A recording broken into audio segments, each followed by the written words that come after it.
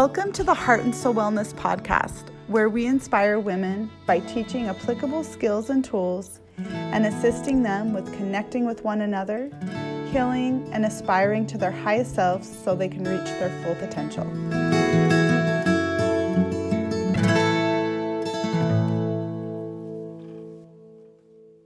Thank you for joining us today. We are so honored to have you. Yes, it's so great to have you. No, you're good. Caitlin, it's awesome to have you today. Caitlin and I met in Nashville a few months ago, right? Yeah, a few months. Yeah. Yeah, it was a few months ago. And it's kind of crazy how it happened. I ended up coming for Lauren Diego concert and just have some fun in Nashville. And I saw your Airbnb post and I was like, okay, it said that you could come and do a songwriting session. I was like, I don't know what that all entails, but I'm going to do it anyways. And it was awesome. It was awesome. So we were able to create a song that really was some of the lyrics that I had been putting together, or some poetry for Heart and Soul Wellness that really spoke to our vision. And so we turned this into a video, and I can't tell you how many women have reached out and they're like, thank you so much for doing that song. Like, that really inspired me. So I wanted to invite you on so that you could share your story a little bit. And so today what we're talking about is the gift of music and the art of music and how it can help us with sharing our stories, inspiring one another, and connecting with one another. Yeah. So let me do a little intro for Caitlin. Caitlin is a classically trained vocalist who has traveled the world playing violin, guitar, and singing background vocals behind multi-Grammy winning superstar Taylor Swift. During her 7 years with Swift, she performed for millions of people on the stage and on television. She has also shared the stage with many other performers, including Jennifer Lopez, John Mayer, Justin Bieber, Tim McGraw, and others. So awesome. Caitlin is a classically trained violist, and she also plays rhythm, electric, and acoustic guitar and the mandolin. In addition to touring, she writes and performs music both for herself and others, and helps others tell their stories through song.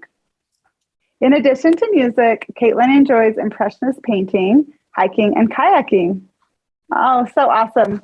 So tell us a little bit about what led you to the path of inspiring others to share their story through music, and then a little bit about your story as well. Well, you know what? Thank you for that warm introduction, by the way. Thank you. Yeah. But since I saw you, Sarah, last, a lot of things have been, I don't know, a lot of things have been revealed to me as far as taking that journey to the very root of where the desire for music and music therapy came from. And it just came from a question from, I've had, I guess, a little over 350 clients now, at least. And one of them asked me, what made you want to start doing this? And for some reason, a memory popped up that I had completely forgotten about, which was that when I was about 10, 11 years old, my mom she would bring me into elderly care centers to play violin, and I'd scrape away at, my latest Suzuki classical thing. And I'd roll my eyes and be too cool for school. And like, why do I have to be here? And I remember something that kind of scared me at the time, but I was playing, and these people that one was even sort of strapped into the easy chair she was in because she had no control of her motor skills. And she wouldn't move, and she would fall. And so I was playing, and she started to move, and she started to, I guess audibly, it was very stimulating to her. And she started making sounds and like vocalizing and, and, moving her hands. And I remember one of the women who worked there was like, wow, this is amazing. Like, she's moving and she's like singing along. And that's beautiful. And that's when I saw some of the other people kind of do that. And I remember just being younger and going, I don't know what that was, but I guess, and I'm learning now that was being an open vessel to me, a power greater than myself, and being used by the healing power of music. And so I guess I just hung on to that so many years. And touring is amazing, and it's powerful, and it's exciting to work with all these fun people. But the one-on-one is where I feel the most useful and the most used, to be an open vessel, to have a 5-year-old that wants to sing about mermaids, to a 90-year-old man who wants to write a song for his granddaughter who doesn't speak to him anymore. And maybe someday she'll hear the song and know that he's sorry. And terminally ill people who have come in and wanted to write a song about healing that they can listen to during chemo, or when they can't sleep, or when they want to pray or believe in miracles. Or and Sarah, every single person's story is different, and they all leave with something that the other didn't somehow. So yeah, so sorry. Beautiful. Long answer. I love that.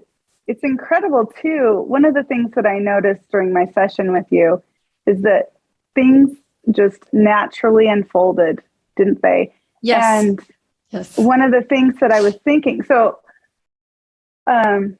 many of our listeners are healing from addiction, also betrayal trauma, other forms of trauma. And music is powerful. It's a powerful tool to helping us to connect with our highest selves and connecting with one another. And so there's a quote that I really love. Music, once admitted to the soul, becomes a sort of spirit that never dies. This was by Edward Bulwer Lytton. So love that.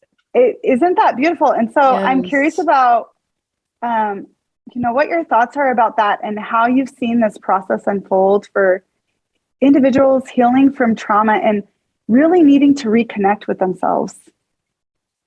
Well, I once in a while get an email from people who come in and said things like, I just want you to know that I decided to go after my dream, and I've been writing songs with other people. I had a really painful relationship that I was cut off from, that I see them every day and they love the music I've made. Or this, thank you, because this song was something I was able to play at a memorial service that blessed other people. So thank you so much for that. My little 8-year-old daughter decided to get a guitar and be a songwriter after she left your session. And now she's written her first 5 songs, and I mean, little Taylor Swift was under 13 years old when she got her first deal and went home after school and wrote with her guitar every day for 4 hours a day. That's where those things start. So I've definitely gotten some good report back from people. Yeah. Oh, that's so incredible. Okay. One question I have for you is, sharing your story can be scary, for one. And then second of all, sometimes it's difficult to connect in with my highest self, right? Like sometimes it's like, where do I start? And what would that even look like? So for someone who's really exploring, yes, I want to utilize music as a tool to help me with understanding myself better, understanding the world better, and really connect in, what would be something that you might recommend, or some advice you might have for someone who's practicing this idea of learning to speak my truth? Oh, well, let's break down that question, because it's such a good question.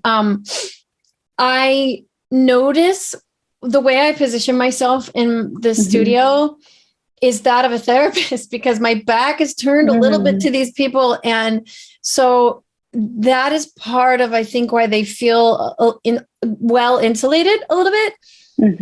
But they just come in here and feel some kind of sense of ease. And people tell me things, tell a stranger things that I would never think, and I know that they feel like they're in a safe place to be able to do that. And I don't get up in their face and go, "Oh, tell me about it." I think it's right to, and because they feel they're in a safe place, they dive in and they're willing to go deeper and find things like these answers, for themselves. So I see them being willing to do that, and learning how to sit back and let them find it and think out loud and come back and help them pull it out, and sit back and coach. Yeah. So I like to help them find that in here. But then what was the other half of the question? I'm sorry, I got all excited. Oh, yeah. Well, so one question, so the other part of this is how you can kind of overcome that fear. So one you're saying is Yes. safety, right? Right. But then just this process of being willing to step into what I know about myself. And like you were saying, like there's something bigger than myself, share that with other people, right? In a safe way. So safety is one of those. And I'm just wondering, like if someone was wanting to practice some other things maybe before a session with you, what are some things that they could do just to connect with music in other ways and maybe even do some of their own self-expression? Absolutely. Well, when people are curious about what I do, because I feel like I can only share from my own experience, but before they get in here, and it's funny, I sort of have to shoo my husband away. Mm-hmm. He's like, well, they're not here for another 15 minutes or something. I'm like, yeah, but I need that time.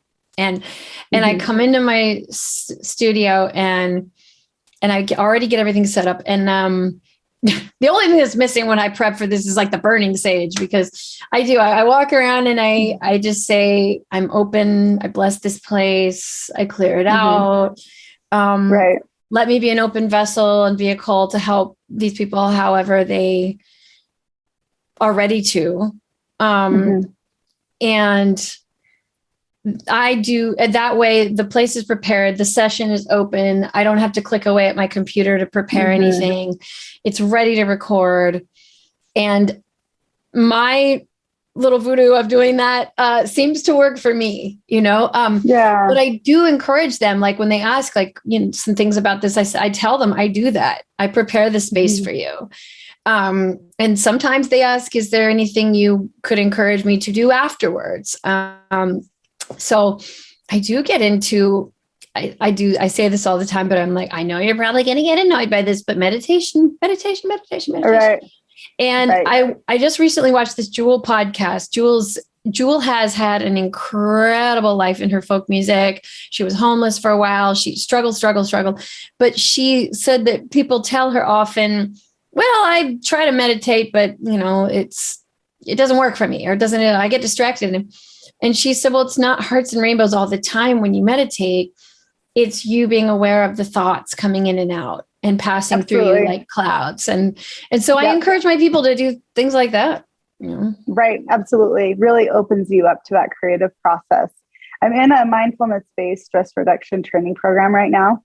And it's interesting because sometimes we almost want meditation to be flowery, right? Yes. Almost in a place where it's like, okay, I want this to be this really blissful experience, which it's almost by forcing that we kind of can get stuck a little bit, right? But it's this process of leaning in to all of our experiences, just putting out a welcome mat and welcoming all the experiences of our life. And so it's beautiful too, because I think music allows us to do this as well, right?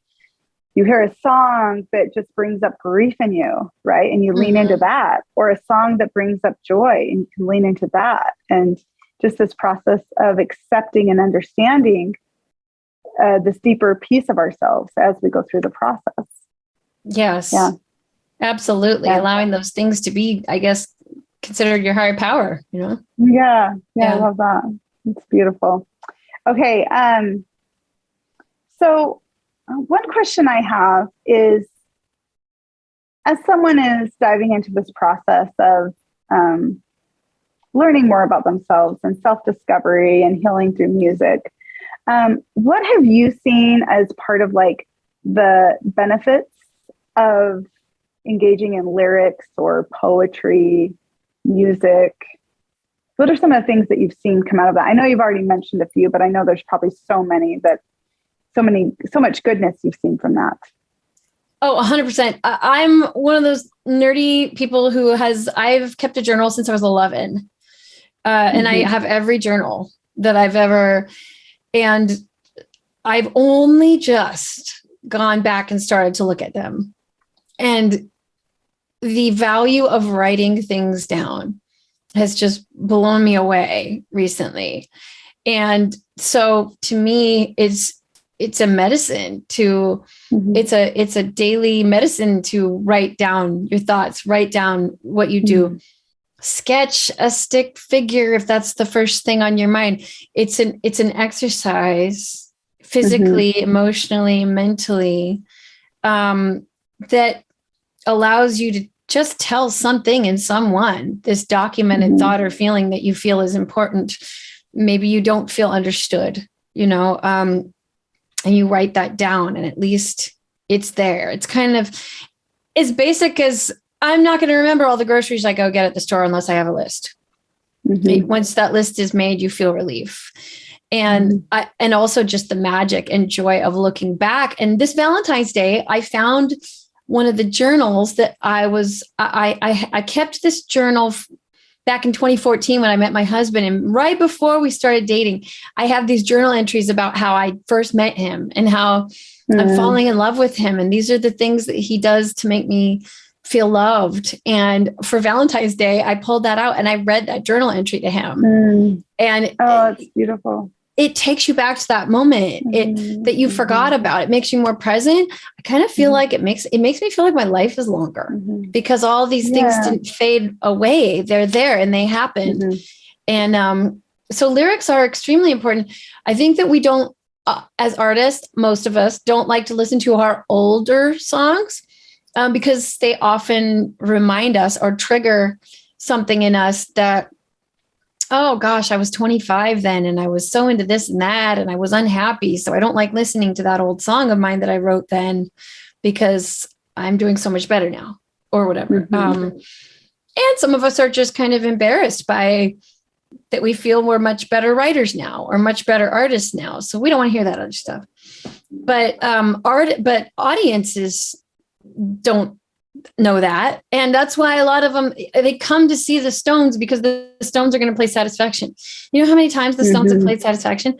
But guess what? They don't care. Give the people what they want. It doesn't.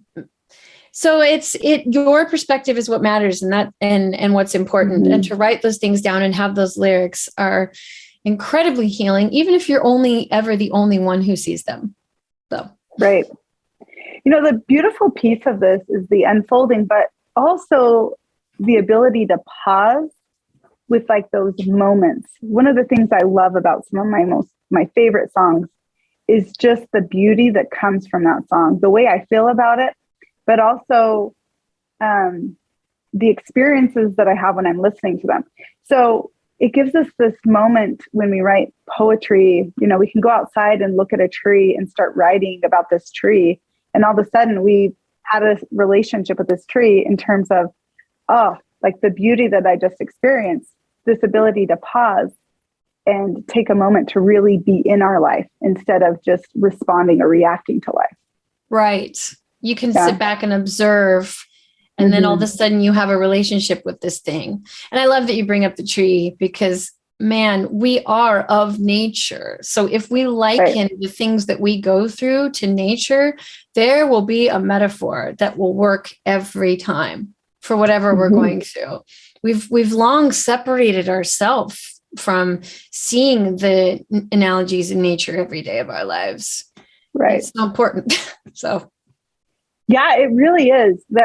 Last year I started hiking and I started bringing my journal with me and I started writing poetry while I was hiking, and it was profound. It was awesome.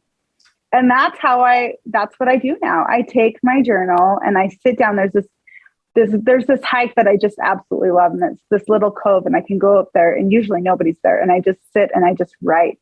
And it's this moment to just pause. Right. And we need that in our lives. We need these moments of really connecting in with nature and then sensing something bigger than ourselves. Yeah. Yes, we do. We do, in order to feel, I don't think people need to feel bad that they have an ego. It's made up. Ego is in the human makeup, but it's whether we choose to put it in the front seat or not, the driver's seat. Right. Because it's just goes along with what you're saying. We're not in control. We're just not in control. Right. That's it. Yeah. That when we can accept that there's so much in our life that really we have no control, and surrender to the process. Yeah. Right? And And that's part of that creative flow of allowing life to happen the way it unfolds and being part of the process. Yeah. Okay. So I wanted to share this with you because I think it speaks to the work you do, but also just this collective work that we're all doing in understanding ourselves at a deeper level. It says, this is by Hannah Harrington. He took his pain and turned it into something beautiful, into something that people could connect to. And that's what good music does. It speaks to you and it changes you. You know, it's beautiful to think about the process of how music is created, what goes into the process, the presence that's involved in that process, and then how it inspires and changes other people. Yes. It's really profound when you sit back and think about that. So, Heart and Soul Wellness, one of our mission is to inspire women to reach their highest potential.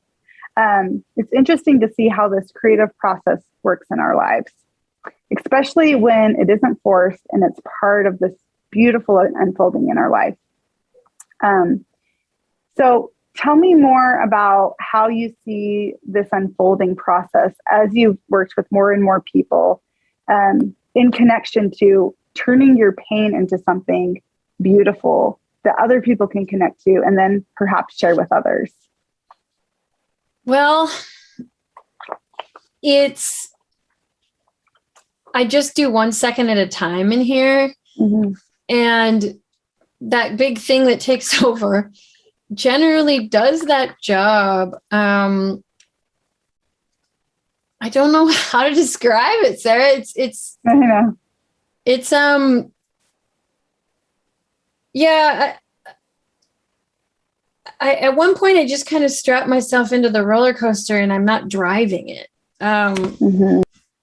So it's this creative process that is part of the flow that we all experience. And I think that's what you're speaking to too. Like at some point you strap yourself into the roller coaster and the process unfolds instead of you controlling, this is how the session is going to go. This is where I want to be at the end, right? You're part of that creative flow. Yes. And, you know, I think that this flow, which I would say is heart work, right? This heart work is something that's unfolding every day, all the time, especially when we step out of our own way, step into what's here to be seen, heard, or felt. So it's this beautiful unfolding process. And so in your work, I'm just curious about how you see this unfold. And I know there may not be words to necessarily describe this, but if you can just speak to that unfolding process that you get to be a part of. Yeah. As far as that process goes, which seems to be different with everyone, and they seem to be unknowingly guiding me a little bit. Each person comes in and you can tell by how they respond what things are most important to them. Like I just had a client today who said, before we really even got the motion going of what I normally do, which is an intro and this is how we're going to do this. She said, there's these lyrics I have that are really important. Okay, let's build around those. Let's not start with, I'm going to pull out a guitar part and we'll work around that. And maybe we'll get your stuff in there. No, she has something to say.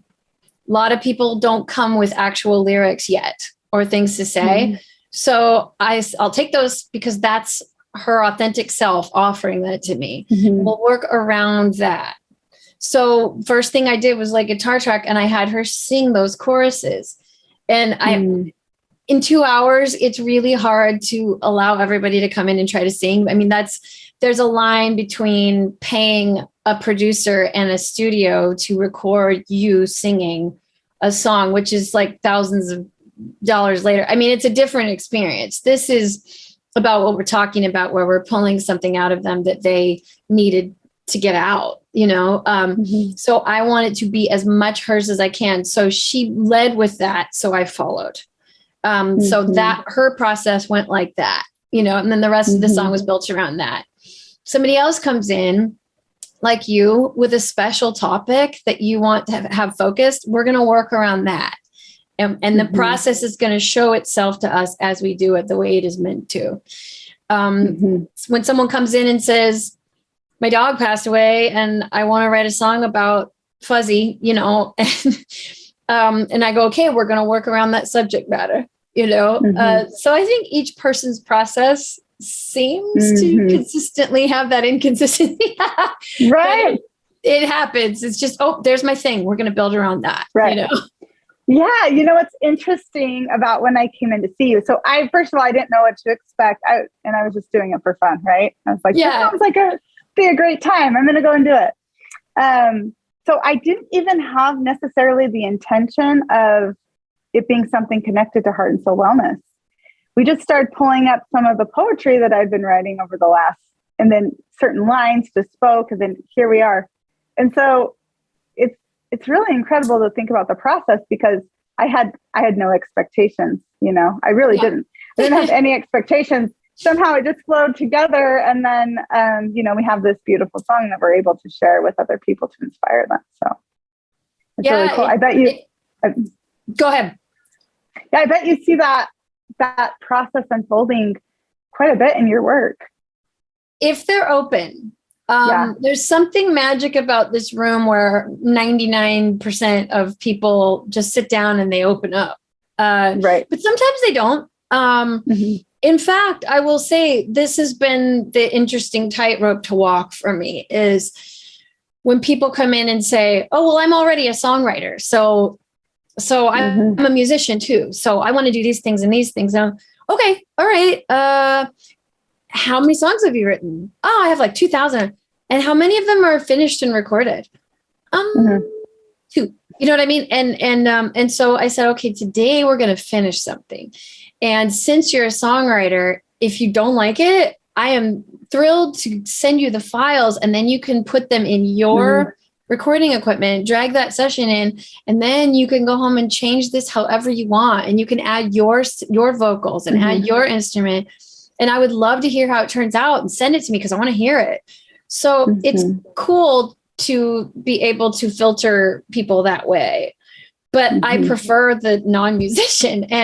But I will say, Sarah, it's like gold when people bring lyrics in, because lyrics are the hardest thing to get from people, and is the thing that takes the longest. And because you already brought in something that was on your heart and that was already written lyrically, we were able to work around that. Yeah. That's awesome. Very cool. So there's this idea, there's some words that I've thought of for one of our groups, and I actually use it for one of my meditation and yoga groups, but it's tuning into your inner music and finding your song. It's actually one of the phrases that we used for our songs that we did with you. So this music and this heart work that is constantly unfolding in our lives, we have this message that we can share with other people as it's unfolding. And so I think something that I love about it is this idea of tuning into our inner music, tuning into what's there at our core. It's really the authentic self. Okay. So when we take everything else away, expectations or labels, all these things, we're able to really uncover who we are. And for me, that's the process of life, is really discovering who we are and really understanding who we're meant to be. I'm curious about what your thoughts are on how music can continue to inspire us in doing this heart work and connecting us to something greater than ourselves. For you and your organization, you could really take music seriously as a treatment. You could offer that music be playing in the background of certain things that you guys are doing. You could offer it as a program where, music therapists do this, where they come to people and they play for them. They show them how to play certain instruments. They all jam together in a circle. You could make it the center of some of your programs. Right. Lots of ways to do that. Yeah. That's really cool. Yeah. So we focus on healing mind, body, and spirit. And for me, music is very key to that. So one of the things that I really got into was So chakra bowls, so singing bowls. Love those. And so it's really incredible and powerful. I will actually pull them into an EMDR session with people and they'll be like, wow, like that was a profound experience. So I love it. I love that music has this way of bringing out, our truth, but also connecting us in such a positive way. It's awesome. It does. Along with that, like you said, bringing out your truth, it's incredibly disarming.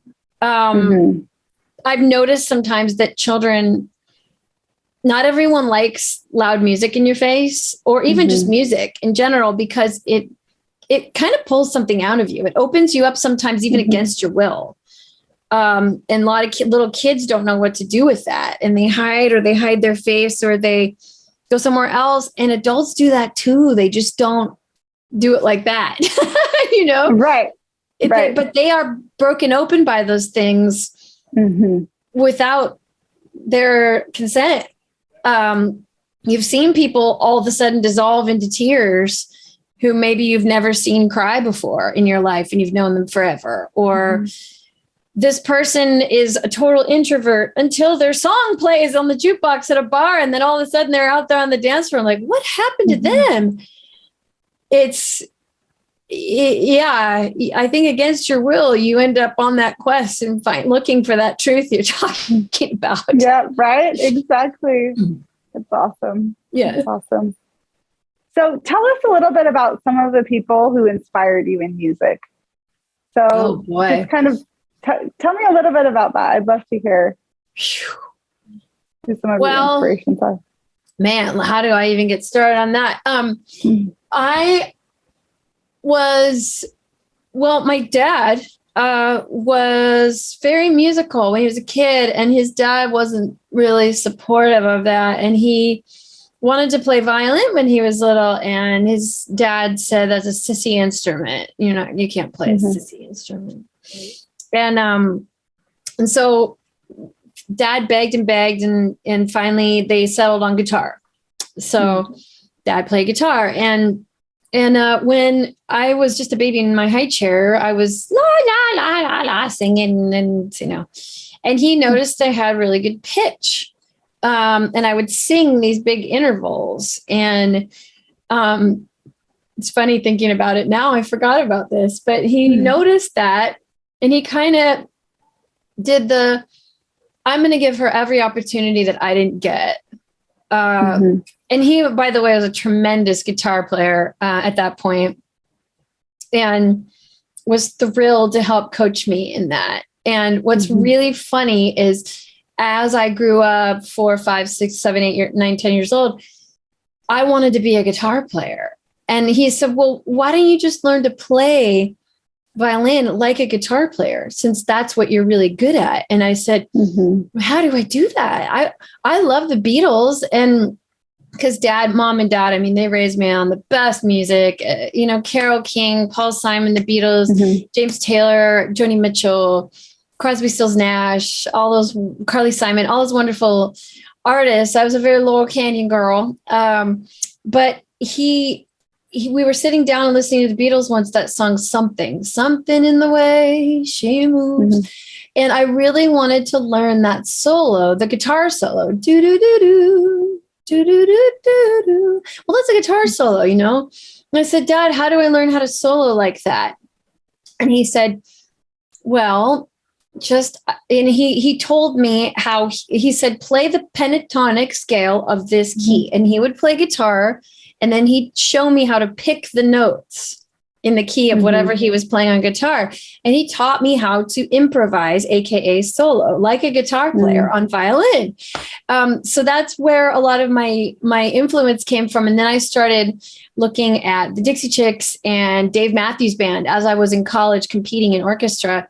And I saw these fiddle players, like they weren't violinists, they were fiddle players. And I thought, I don't want to be a violinist anymore. I want to be a fiddle player. They get to play what they want, wear what they want. They get all the attention. I mean, everything was, it was very attractive to me. And so I dropped out of orchestra in college and everything and drove down to Nashville when I was 20 and just started walking up and down Broadway.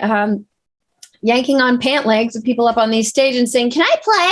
I had no shame. I had no shame. In fact, this is interesting. I got up there. One of them finally let me get up and play. And there were a bunch of old guys, and a drummer and a bass player and all that. And they said, "Okay, Folsom Prison, go." And so they start playing. And I said, "What's that?" And they said, "It's Johnny Cash." And I said, "Who's Johnny Cash?" And they all just kind of looked at me like, who is this person? So they started playing. And I thought, all right, I'm in deep trouble with them. They don't like me. And I saw a tip jar on the bottom of the stage, and I grabbed the tip jar. I don't know what possessed me to do this. And I walked around the bar, passing it around and talking to people and kind of batted my eyelashes or whatever, brought it back up to the foot of the stage and got back up on stage. And the guys kind of looked at me like, So they started teaching me country music as long as I would pass the tip jar around. And I got to be a better musician, and they taught me, how to play that way. And so those guys were a huge influence on me, just like my dad was. And Dave Matthews Band, Boyd Tinsley's the fiddle player, and Marty Siddell, Chick's fiddle player, Charlie Daniels. But then Eric Clapton and Jimi Hendrix and Keith Urban and Brad Paisley as guitar players. So I have this funny mix of inspiration. Yeah. I love it. That's so awesome. Well, thank you so much for joining us today. It's been a pleasure. It's been a pleasure and honor. So I'm totally putting you on the spot right now, but would you be willing to play something short on your guitar for us? Sure. Yeah. No, absolutely. We'd love that. Lord knows I got it right here. Yeah. Awesome. Let's see. There's so many things. Yeah, whatever you want to play is great. I know I totally put you on the spot, so. That's okay. No, I don't mind at all. Are you kidding me? I love it. I'm trying to think of, okay.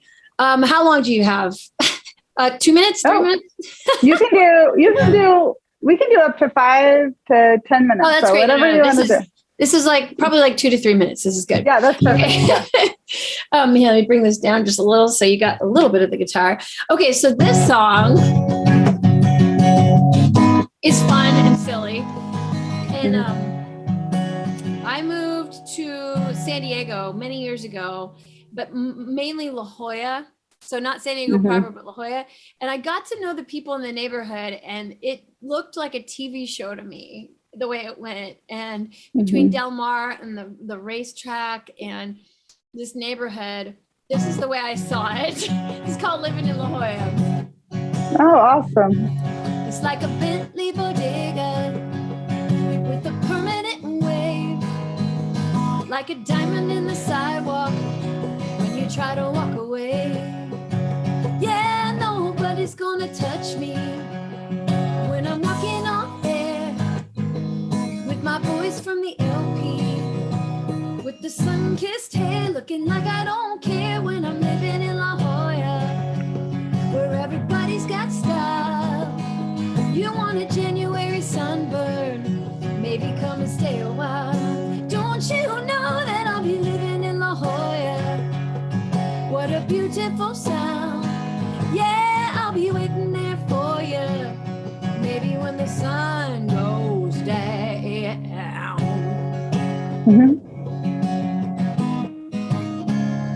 Shh, Jimmy's got a girlfriend, and everybody knows now. I hear she's somebody important. She's the talk of the tiny town. I hear she's got an outdoor shower for the gold in her hair. She goes swimming with the fishies, and they stop and they stare, 'cause it's just in the air when you're living in La Jolla, where everybody's got style. You want a January sunburn, maybe come and stay a while. Don't you know that I'll be living in La Jolla? What a beautiful sound. Yeah, I'll be waiting there for you when the sun goes down. It's just another green flash Friday. Paparazzi cameras jumping up the big rock. Baby, I dare you. Party at the big house. Frankie's got the guitars. We can all sing like big rock stars. Gotta play it from the racetrack. He's coming down to let loose. He is gonna have a margarita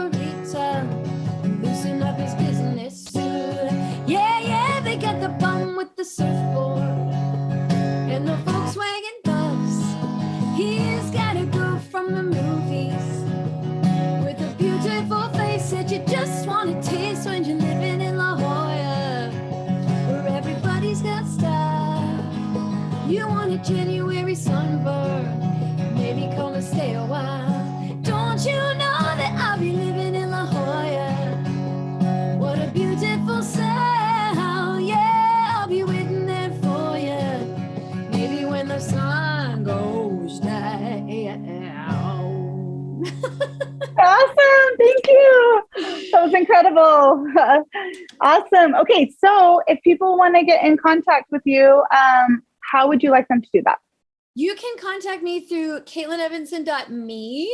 That's my website. And that way there's a place where you can contact me, and it actually does just go to my email. So you can book the songwriting experience that way, or you can ask me questions. Yeah. Awesome. Awesome. So what we'll do is we'll include all of that information in the show notes.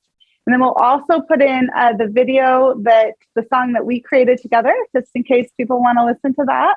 Yes. Anything else that you'd like to say? I have been looking forward to this for a long time because it is really in my heart and in my calling to help people heal and find their truth through music. So really just thank you for letting me be a part of that today. And that's it. That's all I got. That's awesome. That's perfect. Thank you so much for the powerful work that you do through music. Thank you for taking the time today. Awesome, Caitlin. Thanks, Sarah. Okay, have a good day. See ya. Thank you for listening to the Heart and Soul Wellness podcast with your host, Sarah Carter. Make sure to like and subscribe, and if you have any thoughts about what we talked about today, leave a comment. Also, you can find us at heartandsoulwellness.org and on Facebook and Instagram. Join us again as we continue to help women heal, connect, and aspire to their true and authentic selves.